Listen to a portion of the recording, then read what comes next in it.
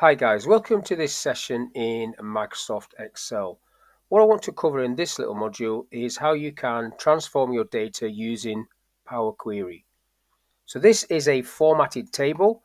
If I go to the Home tab, I've used this feature to format this as a table. So it's seen as an entity. You can tell it's a formatted table because it has this Table Design tab and it has a name, which is Table 1. You can rename that if you want. But I want to transform this data. I want to split this location column into city and county. I want to work out how many days difference there are between these two columns. So that's the date of training and that is the date of payment. I want to work out that. And then I want to work out a profit column where you've got this information minus that gives me an extra column. Now I can do some of that in Excel, but I want to show you what you can do in Power Query. So that lives under the Data tab, and you've got this option. So you've got many options of getting data. It's not just from a spreadsheet like this. You've got all of these different options where you can pull data in to Power Query like so. But I've got this set as a formatted table in this file, so I'm going to click on that option. Now it's going to load up the Power Query window, and as with all Microsoft, you do get a ribbon, and you've got, in this case, just 4 tabs with lots of features on to help you manage your data. So the first thing I want to do, this is not formatted to currencies, so if I click on that number there, you can select currency, and then that will be formatted to currency. Replace that. Format to currency. Now I said I wanted to split this column off. So if I highlight that column and go over to where it says split column, you've got these options that you can split it by, but I want to use the delimiter, which in this case is a space, and it's the first space from the left I want. So I'll click on that. Opens up.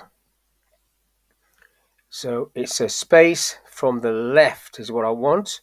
That's everything else can stay the same. If I click OK, that should split that off. And it has, like so.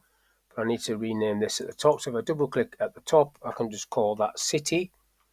And then this needs to be county. I'll just move across a bit so I can see that other column. So this needs to be county, and I've done that.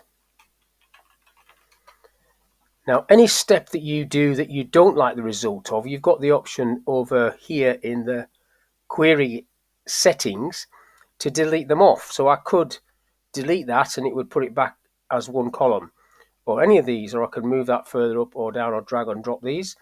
So you're not stuck with what you create. So coming back over to this side, what I want to do is highlight the date of payment column, hold my control key and highlight the date of training column. So I'm going on to add column, and under the add column tab, you've got this area here, date and time, from date and time. If I drop that down, you've got subtract days, and then that should drop that in, and then I can put days difference as a title. Pressing enter to activate that. Now I don't want that to sit there, so I can drag that over here so it's next to the actual days. If I come back across a little bit, so you can see that there's 12 days difference between that date and that date. So what I want to do next is another little calculation, but this time it's going to be revenue minus cost. And I've just noticed cost. Let me just format that to currency so it's the same as that. Not that it would make a difference. So it's revenue and cost. I'm holding my control key down to select those. Now I'm still on the add column tab. You have this area where it says standard, and if I drop that down there, you've got some basic features. Subtract is what I want, so if I click on that, it's going to give me a column which I can double click on and call it profit. Press and enter on that, and then again I'm going to move that across so it sits next to this. So we've got that there. It's already on currency like so. And now I've got everything how I want it. So what I'm ready to do, one last thing actually, I need to format this. If I click on this, you can select just date. So it doesn't put the time in. I'll do the same on that one, just date. And then everything else looks okay. So I'm going to go back to home and then close and load that. And then that drops that into Excel.